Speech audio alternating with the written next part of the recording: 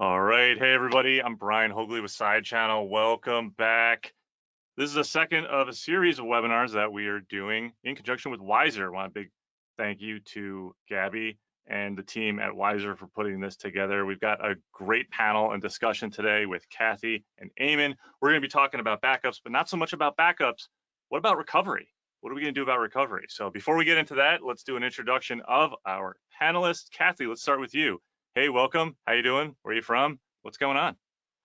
Hey everybody, Kathy Myron. I'm the CEO of eSilo, and we are a data backup and cybersecurity company. So we help small businesses with all of their offsite backup and cybersecurity data protection needs. And my background before doing this is I spent 14 years at GE as a CTO and chief auditor for the 7th largest bank holding company in the country. So I've seen small businesses, large businesses, and everything in between. Caught me before the end of my sip. Thank you. Awesome. Awesome. Eamon, over to you. What's going on? Welcome. Hey everyone, Eamon, also CEO of Cloud Security Labs. We do vCISO security advisory for high growth startups, and happy to be here, based out of California in the SF Bay Area. And we help companies with their security programs. My background before that was also in enterprise with a specialized focus in cloud security, IAM, and security operations. Excellent. Thank you so much. Welcome to all of our attendees. I see you out there. Adriana, Chris, David, Jim, Justin Armstrong. Hey, I know you. Neil, Rich. Hey, good to see all of you. If you are interested, there is a questions feature in GoToMeeting. Feel free to drop a question in there as we're talking about this. We want to hear from you. We want to have a good discussion. We want to be able to answer your questions and have a pretty good dialogue. Obviously, this will be recorded. We'll be putting this out afterwards for your viewing enjoyment, potentially podcast enjoyment. I don't know how you want to listen, but you obviously want to listen. So let's get into it. What are we talking about? We're talking about backups. What is a backup mean to a small business? And this is at a mid-sized business. So it's going to go through kind of this question of like, what do I back up? When do I back it up? Where do I back it up to? And then what do I do with the backups? How do I protect the backups? When should I restore them? How should I test them? We're going to kind of go through all of this, but let's go to Eamon. Let's go to you first. You know, starting with like, what are we backing up in an organization? I'm a mid-sized client. Like, what should I be backing up? What should I be looking at? The way I like to tell folks, or the way I like to frame it is, if you lost data tomorrow, today, what would you cry over? What would you, lose sleep over? Just start from there. What is the type of data that if it was missing tomorrow, you would, lose sleep, get fired over? I'm not sure, right? Get sued. So start from there. It's pretty straightforward question. There's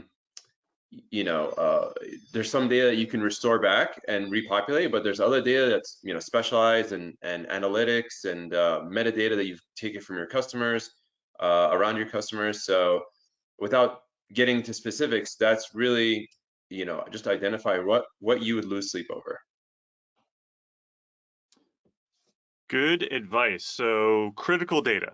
Let's identify critical data. Probably a business discussion about what is the critical data, right? That's going to dive into this, but at the end of the day, we should be focusing on critical data first, right?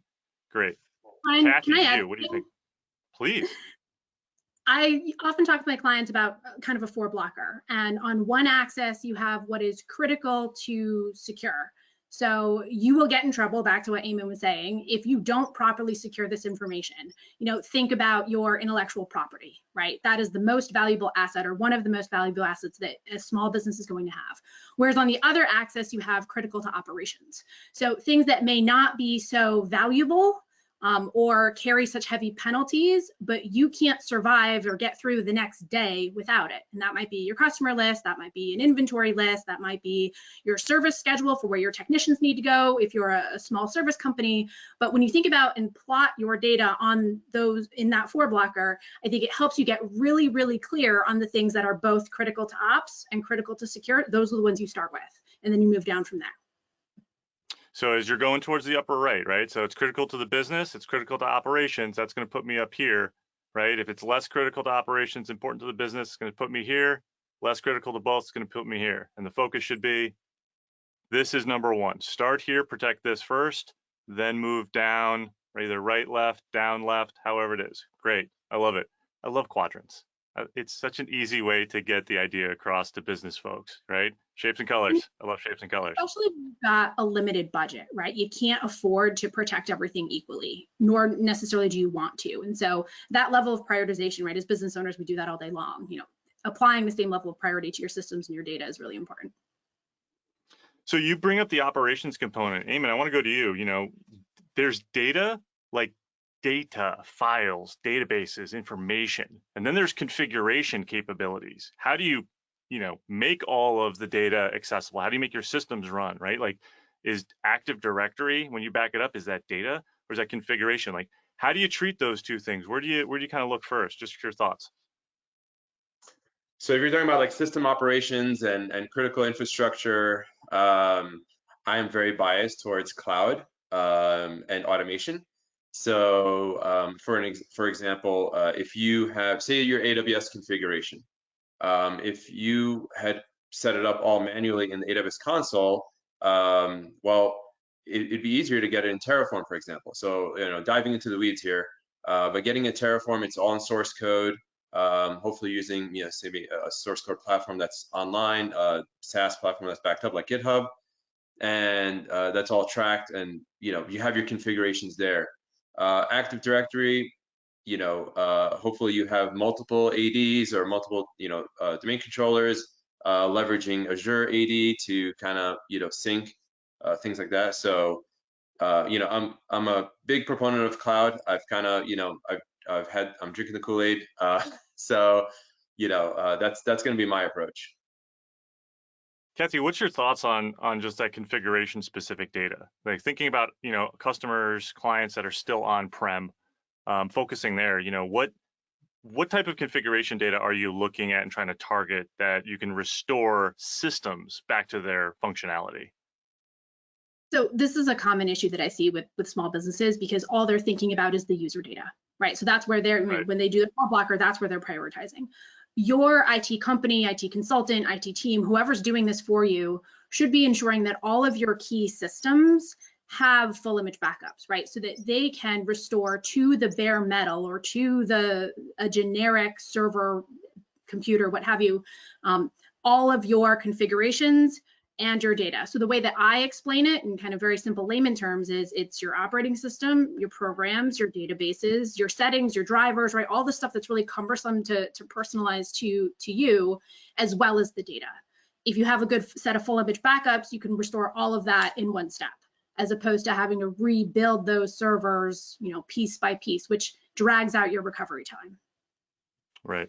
Now I want to actually go over a great little story that I just witnessed and saw, kind of firsthand. We had a client that depended on a software platform or a software capability and to do all of their backups, right? On the server was the database of the configurations that went to a separate, right, backup. Anybody's not old enough to know this is the old school, like shorthand for backup if you ever read textbooks. Everybody remember what textbooks were? Anyway, That was before. So bad guys, right? Ransomware this box, the whole thing, to include the database configurations. The backups were good. Everything that was on cold storage, basically disk and some tape, all fine. But the configurations to allow this system, the backup server, to restore this data were all encrypted. That was not included in the backup data. So here is a use case of where this goes, and this happens, right? You got to think about this. Attackers, ransomware groups, whatever, however you're looking at it, whoever's doing it, when this happens, this is a key area. Why? Because they know that you're trying to use this as your get out of jail free card. So if they can cripple this doesn't matter anymore. It's not as important. So just something that I've recently seen and have seen and actually heard quite a bit about from other folks and my peers that they are dealing with, that configuration data is potentially just as important as the data itself. Any other thoughts on? Yeah, please. Yeah, so along those lines, I mean, I think it's good to elucidate the different types of data backups and different levels that we can have, and you know, everybody here is familiar with this, but other folks might not be. So, for example, having high availability. So, you know, taking that system and making it fully redundant, right? So you have that system, and then there's another backup system and another tertiary backup system where, you know, it's so you can have either high availability, so active, for example, or active, um, uh, well, what's the new word? But you know, so basically dormant. So the second site would be dormant, and so that you can restore. And you know, again, like if you, you know, say, maybe you might be good to whiteboard, right? Take a look at your configuration and say, hey, if this machine completely disappeared, can we do what we need to do? Right. So high availability, disaster recovery, right? So if a disaster happens, if it's an on-prem, you know, and it's stored at HQ, if HQ gets hit by a storm, I mean, we're all thinking ransomware, but also weather and storms and floods happen, right? So if this equipment is destroyed, what's going to happen? You know, do we have a full, complete backup somewhere else? So That's a great point. So I was going over, like, I've always heard about HA underneath the, you know, hot, warm, or cold is like, right, what is your, you know, your alternate? full standby. Yep. I had a phenomenal and very interesting job in the DoD overseeing storage area networks that ran, I mean, just the entire world was this. I mean, you want to talk about petabytes of mission critical data and trying to figure out, is that one hot? Is that one warm? Or is that one cold? And what does that mean? Um, yeah, very, very interesting. You can get very, very complex into getting into high availability state. Let's well, I was gonna go with the backup idea that you had out of this. Oh, events, right? I know I brought up ransomware, and we always kind of keep having to go back to like weather and Mother Nature and incidents. You know, when we think about, well, why are we backing up data? Right? We're backing it up for a reason. There's some type of a catalyst that is going to start an incident or an event into motion that is going to make us go, think, I'm so glad that we have backups. What are those? I mean, just maybe to level set with folks, like everyone's focused on ransomware. We used to always think about the, you know, the old school scenarios, but what are the real scenarios now that people should just kind of high level top 5 I should be thinking and planning for? Let's go to you, Kathy. What do you think? Top 5 scenarios people should be planning their backups for? Hardware failure. Absolutely by far still number one. Love that. Drives fail, servers die, people spill water, things happen, right? So number one cause of data loss is hardware failure. Second one, human mistakes, right? You accidentally deleted something, you overwrote a bad configuration, you know, there's software updates that go rogue, right? Those are kind of 1, 2, and 3, you know, whether you want to call a bad software update a human error or truly a software corruption issue. Got it. All right, so I'll take 3. I like those. Eamon, what do you got? You got a couple more? Yeah, so I'm going to take it from the cloud perspective. There's a story of code spaces that I like to teach my students about. A long time ago, this company, they provided secure code backup for their Git repos, and at the end of the day, an AWS key with you know, admin or root privileges got compromised and completely deleted everything in there. So the lesson from there is, you know, just so to go back to the question, you know, if you're in the cloud, using, you know, configuration backup, using infrastructure as code, okay, the cloud provider is taking care of some of the hardware items, but they're not protecting your software. So if you have everything in one region, replicate it into another region. You know, it could be active, standby. It could be hot, cold. Your configuration, your keys. Oh, keys. Let's talk about keys. You know, back up your environmental keys.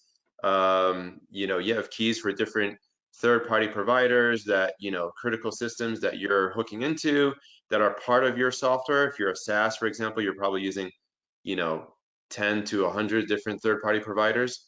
So if someone compromises those keys, if the key gets deleted or rotated, or if someone leaves, so I'm jumping all over the place here, It's all good. yeah, feel free to, if we have happy to talk about the specifics, but I'm yeah, rolling back that to some level of like compromise. I'll like qualify okay. probably most of what you said is something was compromised. An account, a service, a capability, something was compromised that is going to lead to you having to restore. And ideally you have a backup to restore. And then I'll throw in here the one that I was first alluding to, which was just nature, right? Sometimes Mother Nature has her own idea of what your day is going to look like. So how do we, foresee that? If you live in an earthquake, prone area, you should probably prepare for that and have, your high availability location not anywhere near that. I once had a client that their disaster recovery place was within 5 miles of their main office. It's like, Yeah, you live near a fault line. Is that ideal? I don't think so. Let's think a little further out. So, I mean, simple, but I think with the hardware failure one, geez, I totally forgot about that. Like, everyone's so focused on recovery and backups for ransomware because that's the hot new fun thing that we all get to deal with, but we still forget about some of the basics, right? Of why are we doing this? And we can't overlook those. So I think this is great. Did I miss anything? Anybody want to add as to maybe a potential sixth, but we can keep it as 5? At least in my book, I think you've got them all. The thing I would say about nature is you don't have to live in Florida for hurricanes or California for earthquakes. I can't tell you how many clients we've had call us up because there was a lightning strike down the block, down the street on another block that fried components of their infrastructure in their building, right? And a lot of that is dependent on landlords and things like that. And so, it's those everyday mundane things that you don't always hear about, but that back to the basics. That's why we're all here. Those things still exist. So let's touch on the last component of the backup itself. How do we know it's good? I've set everything to go over to disk or to cloud storage or to whatever. Like, what are just some basics that people can be, leaving this webinar going, okay, here's what I'm going to go check immediately to make sure that what I think I've been doing is actually decent. Let's talk about the integrity of the backups, and then we're going to go over to recovery operations. So I'll just pick a name in. Okay, Kathy, go ahead. I heard you first. Go ahead. So most of us probably have heard about the 3-2-1 rule at some point or another, and I think that's a good place to start, right? So 3-2-1 rule says that for anything important, you should have 3 copies of that data, the original production copy plus at least 2 backups.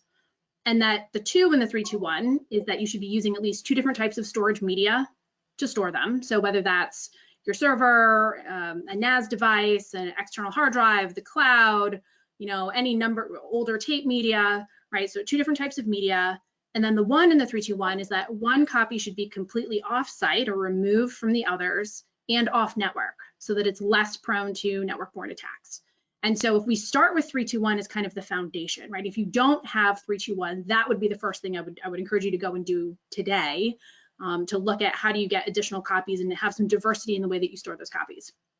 Then, some people like to say, add a couple of numbers. So I always add 3-2-1-1-0. So 1 is that you want at least one of those copies to be immutable, which is just a fancy way of saying that it can't be, it's a write once, read many, can't be tampered with once it's been written. Back to ransomware protection, that is incredibly important.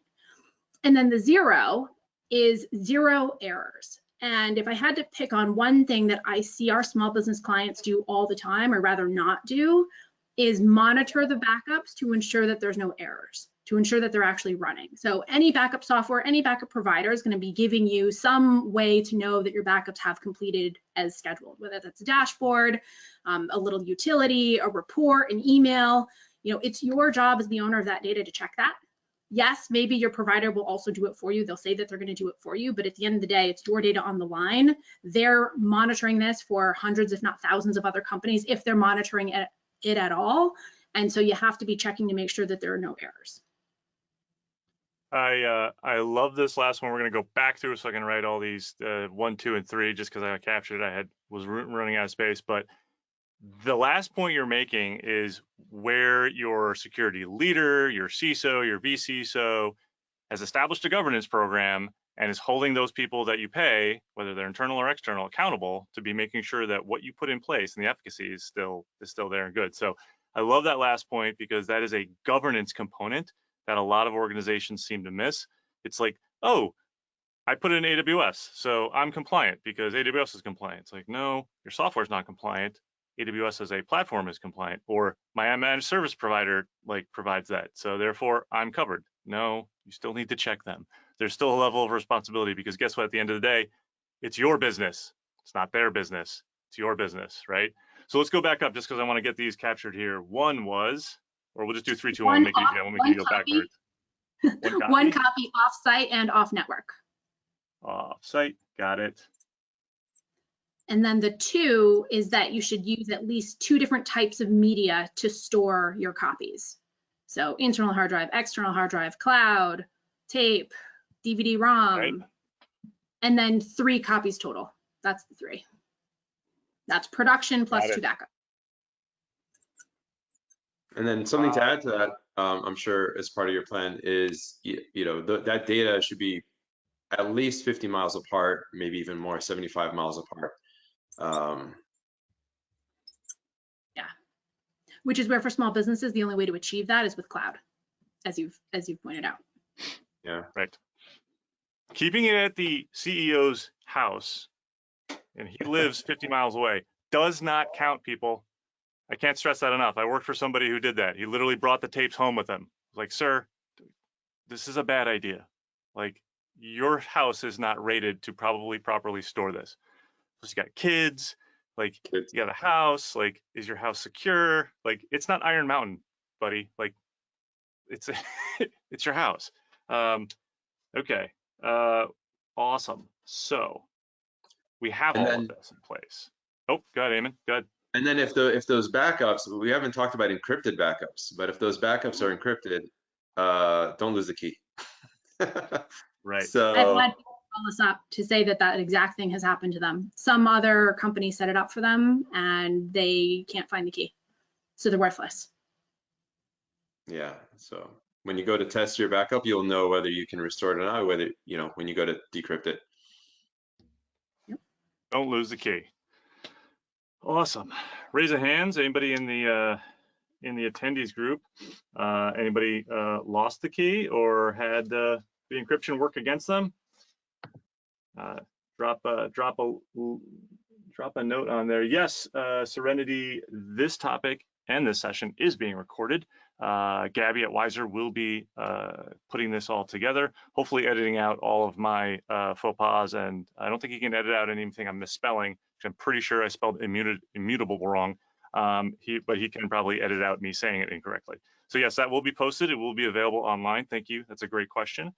Let's go to, so we feel like we've got backups on, we've done this. We have it in place. We feel great about our backups being somewhere and we have enough of them. Now we need them.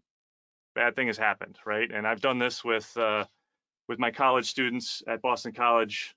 Go Eagles. Here is your timeline. It's a very simple timeline, right? Here is, where you are today. Here is your future. You're moving along your timeline and bad thing happens. So going forward, this is where we need our backups, right? To actually go into recovery. Actually, we'll do backup spaces here, recovery. I can't even spell my own handwriting, is here.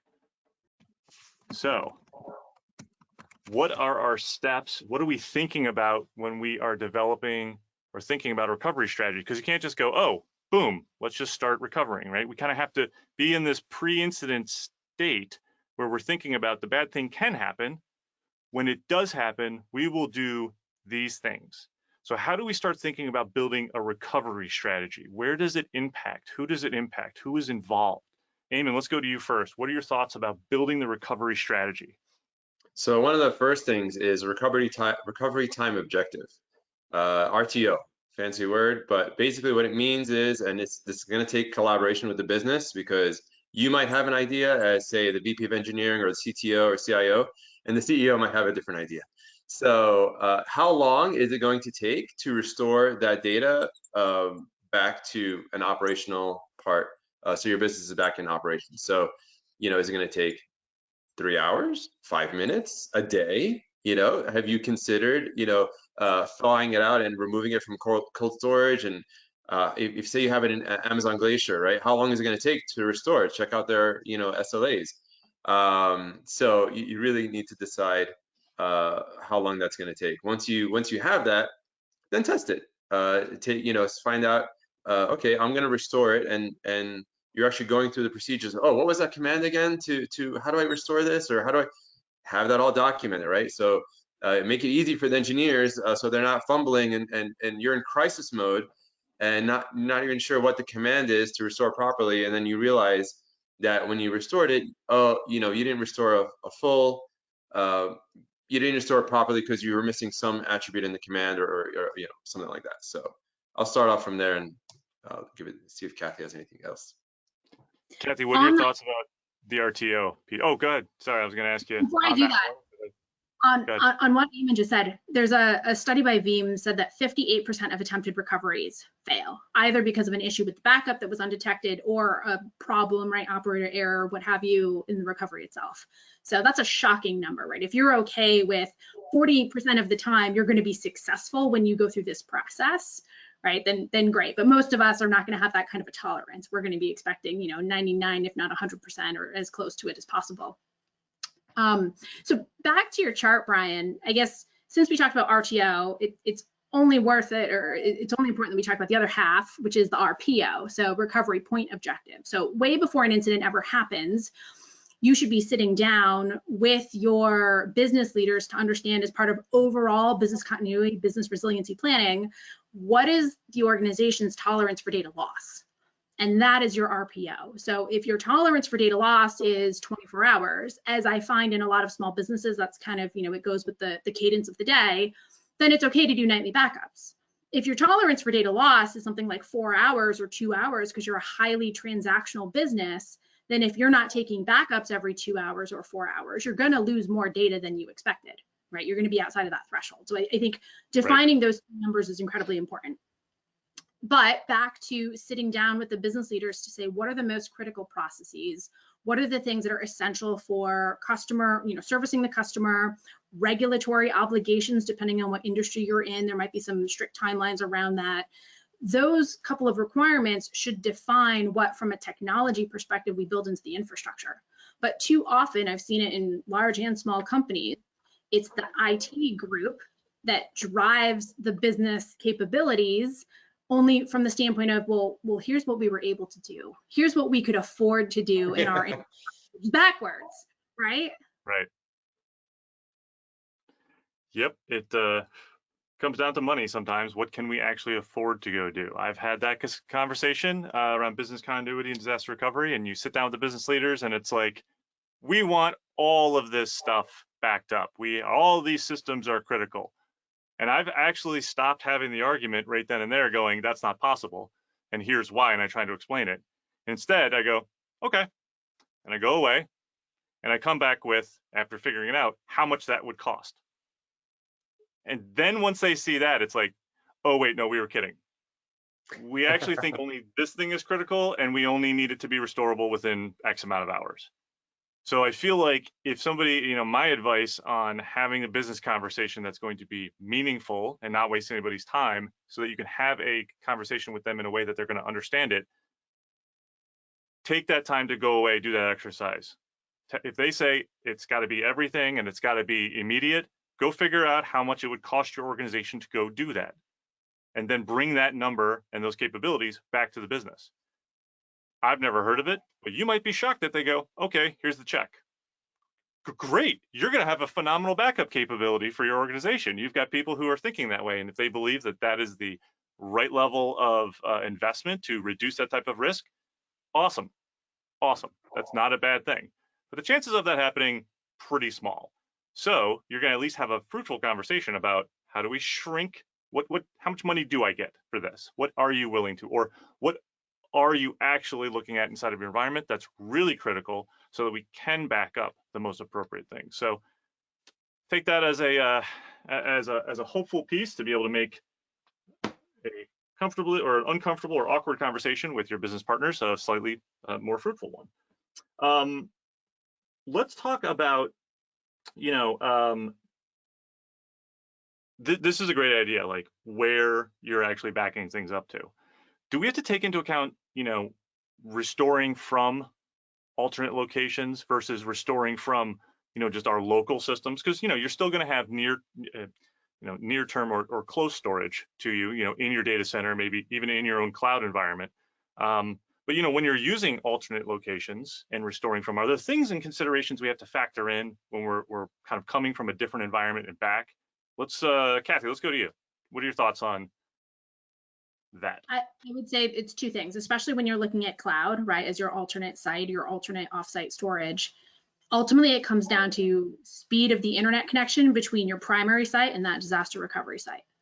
And oftentimes we find that clients are surprised at how long it takes to download their data from cloud storage. And that's just pure like the physics of the network connection and the quality of what they have at their office or their data center. And then of course you have the secondary component that Eamon alluded to, which is your cloud provider may have certain SLAs around how fast or not fast it is to get your data back. So cold storage, Amazon Glacier as an example, you can't get that back very quickly, but the data that you put into Glacier, right, should be designed in your as part of your strategy that it's not data that you expect to really need to recover all that often, if at all. That's truly your, in case of emergency, break glass, and yes, you can go and get a copy of it. So part of working with a good backup provider or IT provider is that they can help you think through the full strategy to consider both performance, not just of the backups themselves and ensuring that those happen on a regular basis, they complete on time, they don't disrupt production activities in the office or the systems themselves, but also performance of the recovery and tiering of data off to different locations so you get both diversity but also speed when speed matters the most. I love that. I'll actually go to a question. I missed this, and I think it's really important. So we're going to go back. I warned our panelists that, you know, our audience gives great questions, but there's sometimes a lag between what we're currently talking about and the questions as they come in. Back to encryption. I know I just erased it. Does it always warrant encrypting our backups? Is it a hard and fast, yes, always encrypt our backups? Or is there conditions for that? Eamon, what are your thoughts? Yeah, it's an interesting question.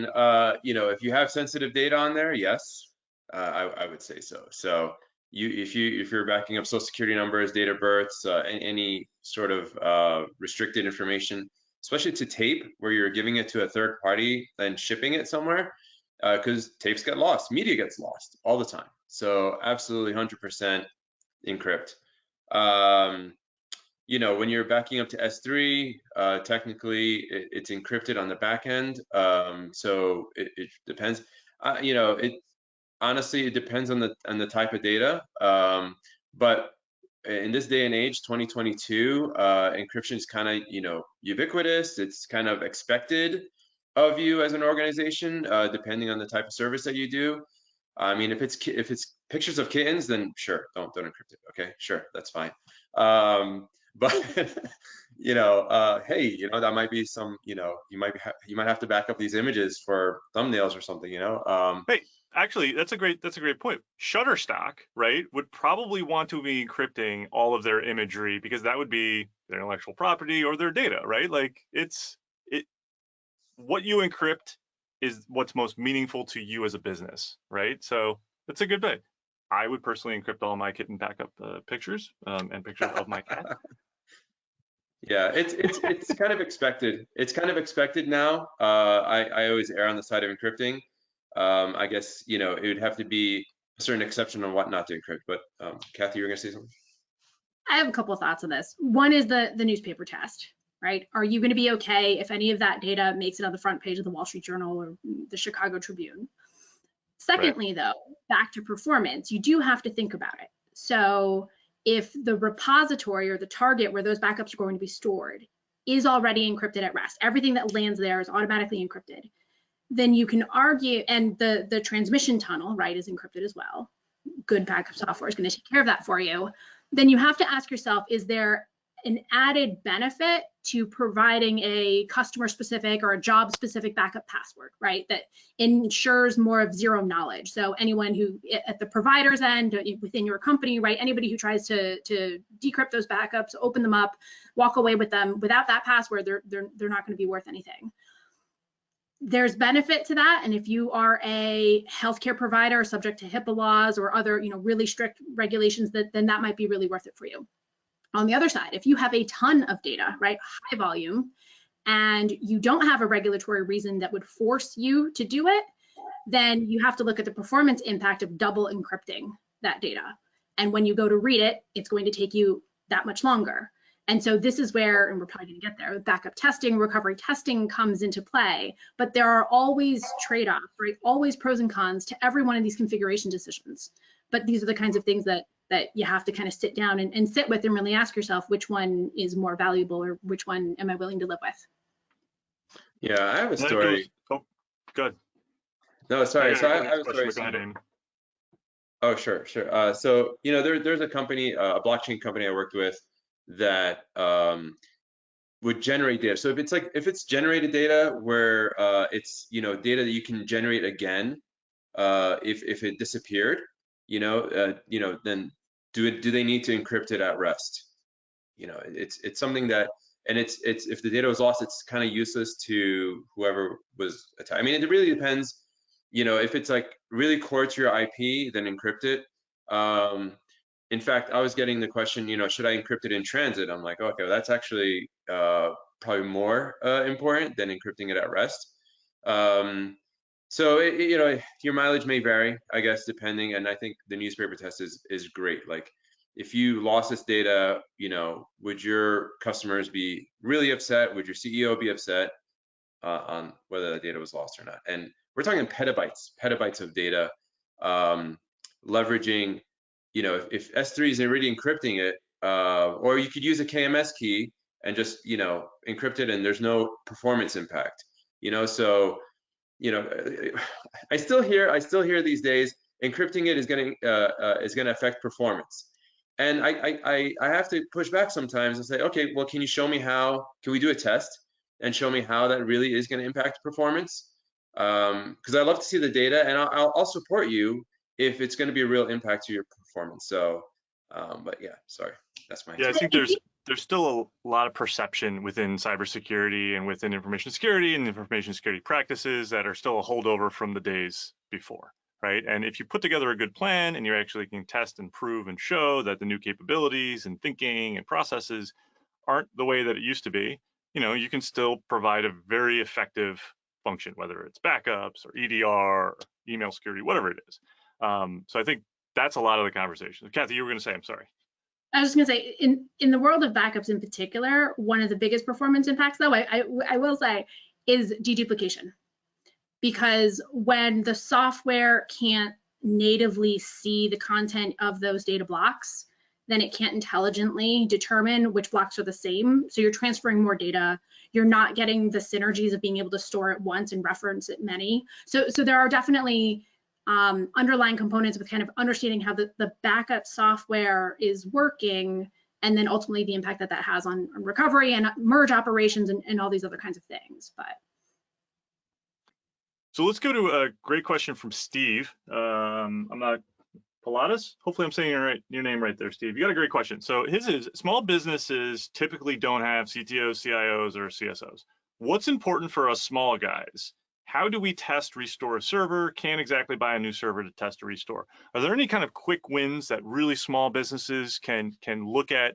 Hey, are the backups that I'm doing going to work? How can I test my restoration capabilities? Kathy, let's go to you. What are your thoughts there? This is where cloud can enable you to do so many different things that you couldn't do before. So a lot of times we have clients who have on-prem servers, and what we do is we'll do two things. One, we'll walk them through how to do a file level recovery from those full image backups. So they can crack it open, pull out a couple of files or folders. They know that the backup file itself has integrity, that it's good, and they've also practiced the process for how they go ahead and self-serve their own recovery. So they're not reliant on us or anybody else to have to show them how to do it. It's pretty straightforward, GUI driven. When it comes to server recovery, though, that's where you can take a full image backup and move it over to cloud, right? If you have good backups that are portable in terms of their format, and then you can spin it up in a virtual environment. You can spin it up in AWS or Azure or any other platform. And so you can see that, yes, the backup is good. I can actually boot the server image and do whatever you need to do and then shut it back down again when you're done. So it's a very low cost way to do testing.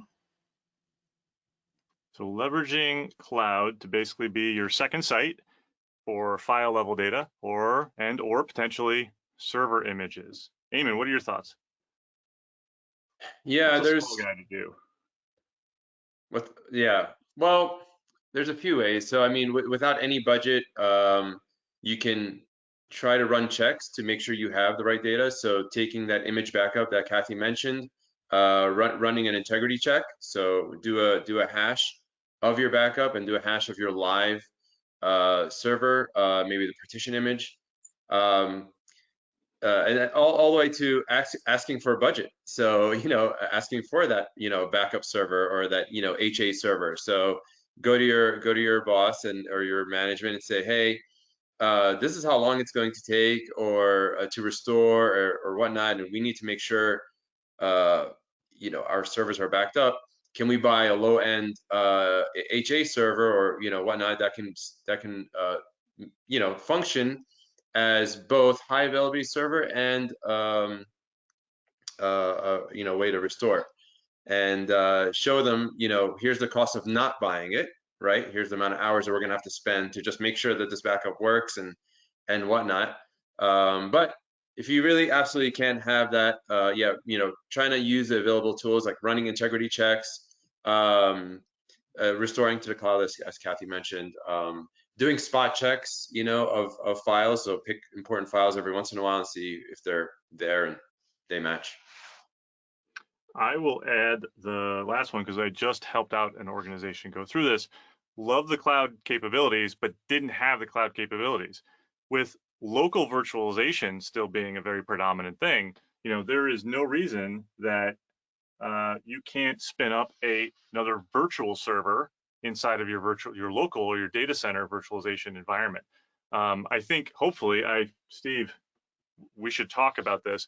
If you're still running mission critical systems at that level on direct bare metal commodity hardware, let's chat, you, me, Kathy, and Eamon, about the wonderful worlds of VMware and ESXi to locally run within your organization, because having that allows you to get cloud capabilities, locally, and of course that all preceded the cloud. But having a virtual image or a capability, removes that cost, because you're not going to keep that restored system running. That's going to take up memory storage or CPU. You're really just testing, will this work, right? So you can flash it, restore it into your local virtual image or platform, and then blow it away after you know that it works. I mean, that's quick, easy, and hopefully cost effective. Eamon, you're going to say snapshots, and you could take snapshots, daily snapshots, and all this stuff. Yeah, it's a really good point. This is great. I love this. So good questions. See some other great comments. Universities mostly generate and process student academic records. Those should always be encrypted for data backups. Thanks, Sylvester. That's a good point. Again, back to intellectual property, right? Intellectual property is going to be defined differently by different organizations, right? Businesses look at them differently than nonprofits versus government agencies versus, higher ed. Everyone's got a different version of what's important to them. Should always kind of keen in on that. So back to the recovery piece, where, what other aspects of recovery, and this will be really, I think, our last kind of component of the webinar, but what are the, the key areas where you see people failing in recovery that lessons learned that you've seen that you don't want our audience members to repeat?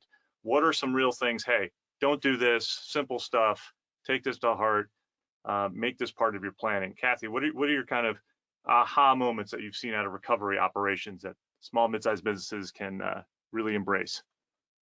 It's the practicing of the recovery itself. I can't tell you how many times we've worked with a set of IT folks for the client who have never gone through, or they went through it such a long time ago that they don't remember how to perform the recovery. It's actually one of the reasons why they lean on companies like ours to help them through it.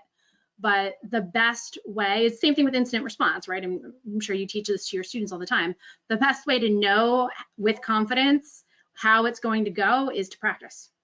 And if you don't practice, you don't know. And inevitably, it's always something really silly, like drivers, or the format of the disk is slightly different, the size of the disk is slightly different. There's always something that's different. And so having gone through a mock recovery with that particular server image or that set of infrastructure, and so you also know, like, I bring up system A, then B, then C, because I can't bring up C without components A and B. You know, that should all be part of your disaster recovery plan.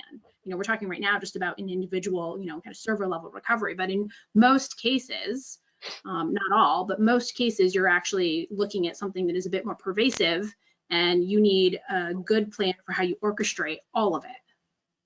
Right. Thanks. Eamon, what are your thoughts? Pay your bills.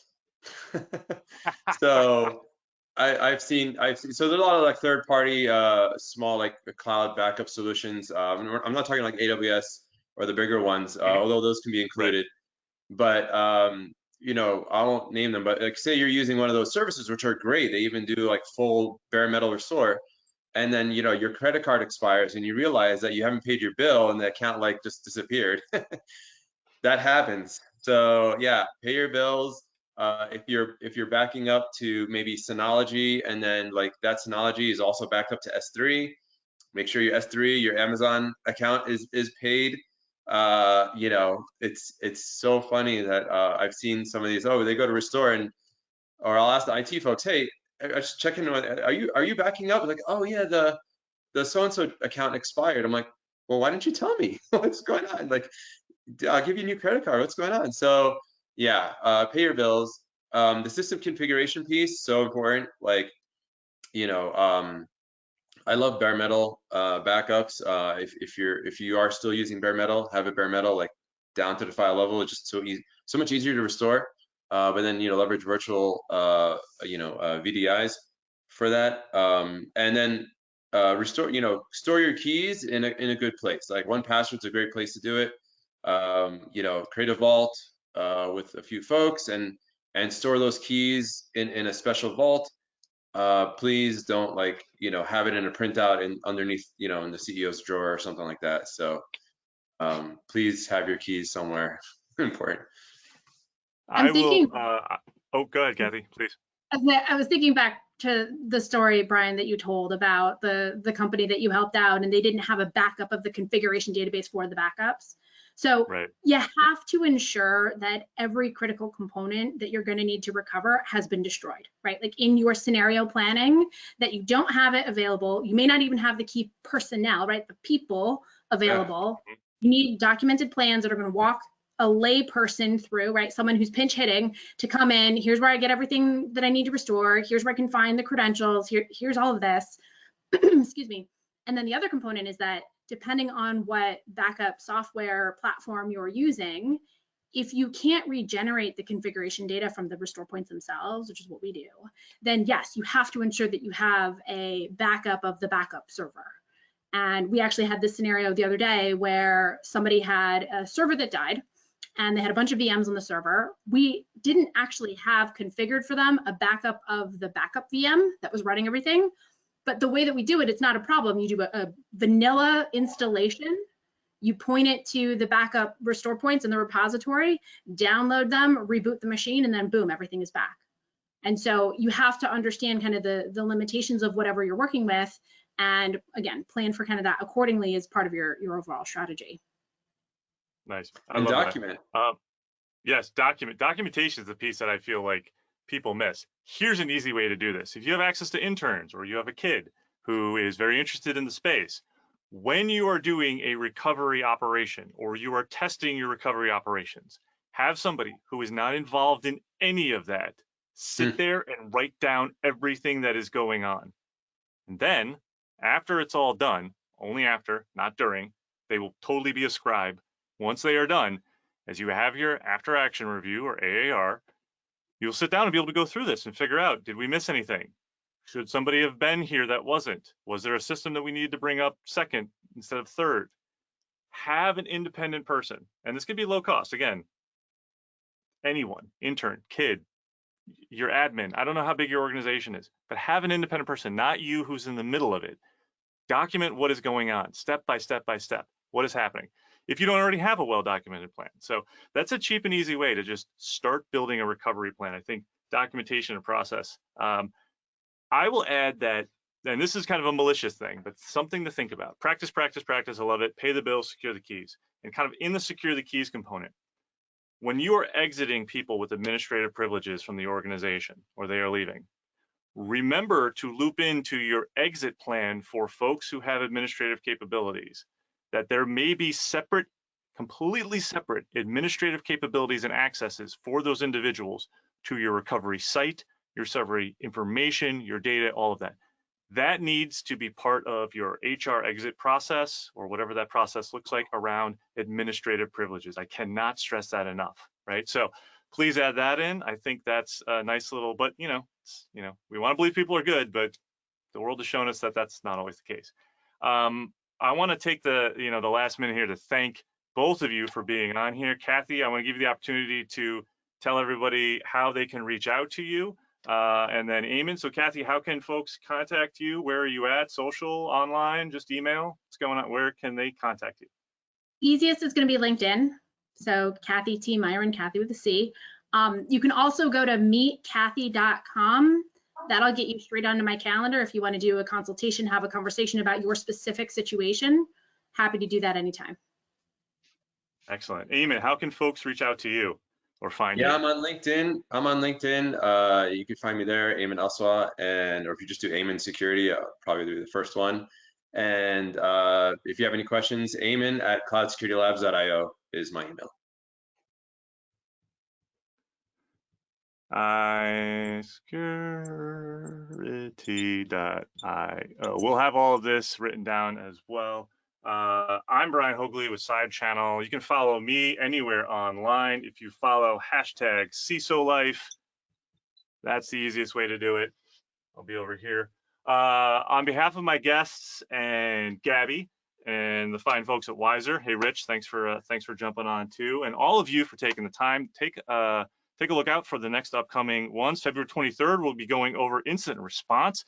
I've got a nice little guest set up. Hopefully we will have some really interesting folks, practitioners who facilitate tabletop exercises and at a crisis level. I've got a CISO who was at the helm of one of the largest breaches the US has ever seen in the recovery and incident response for that.